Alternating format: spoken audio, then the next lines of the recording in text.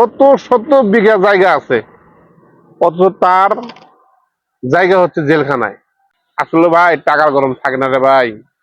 উনি ইচ্ছা করলে নিরপেক্ষভাবে থেকে তার এই ব্যবসা প্রতিষ্ঠান চালাতে পারতো, কিন্তু আমাদের দেশের রাজনীতির কারণে ওনার সম্পূর্ণ ফ্যাক্টরিটা বন্ধ।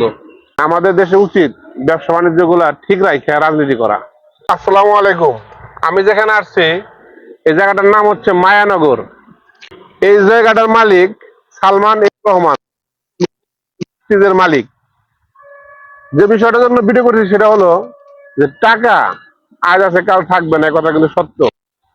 উনি এক সময় পুরো বাংলাদেশ কাঁপাইছে, অথচ তার যে শত শত ডিসিমাল জায়গা আছে, দেখার মতো লোক না। এখানে অনেক সিকিউরিটি ছিল, এখানে ঢুকতে গেলে পারমিশন লাগছে, অথচ জেলখানায় জেলখানায় থাকা সম্পত্তি গুলো দেখে পড়ে আছে।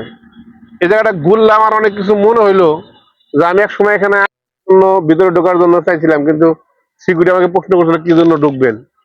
পরে অনেক কথা বলে ভিতরে ঢুকছিলাম।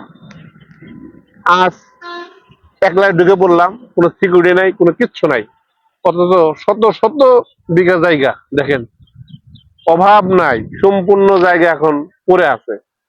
তাই বলি ভাই, টাকা আছে, টাকাকে কাজে লাগান। মারা গেলেও মানুষ আপনার কোনো আফসোস করবে, কিন্তু যেই টাকার উপরে করে আপনি বাহাদুরি করে আপনাকে সুখে নিয়ে দিতে পারবে না। শত শত বিঘা জায়গা আছে, অথচ তার জায়গা হচ্ছে জেলখানায়। এই দেখতে পাচ্ছেন কি কন্টেনার সাজায় রাখছে, এগুলো রাখছিল শুধু এই গেটটা মানে মানুষকে শো করার জন্য। এটা কিন্তু আসলে কোনো গেট না, কোনো কিচ্ছু না, শুধু এগুলো সাজায় রাখছে, এখানে মানুষ দেওয়া হইতো না।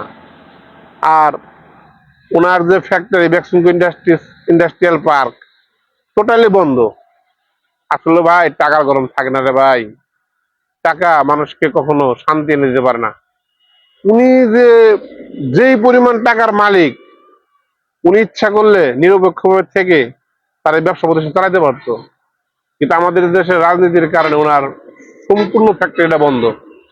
1 লক্ষ শ্রমিক কাজ করতো বেক্সিমকো ইন্ডাস্ট্রিয়াল পার্কে, সবগুলো লোক এখন বেকার। কেউ রিক্সা চালায়, কেউ ভ্যান চালায়, কেউ বাড়ি গেছে, কেউ মনে করেন যে আবার ওই অন্য দেশে চলে গেছে। দেখেন আমাদের দেশে উচিত ব্যবসা বাণিজ্য গুলা ঠিক রাখে রাজনীতি করা, রাজনীতি এবং ব্যবসা একসাথে না করা।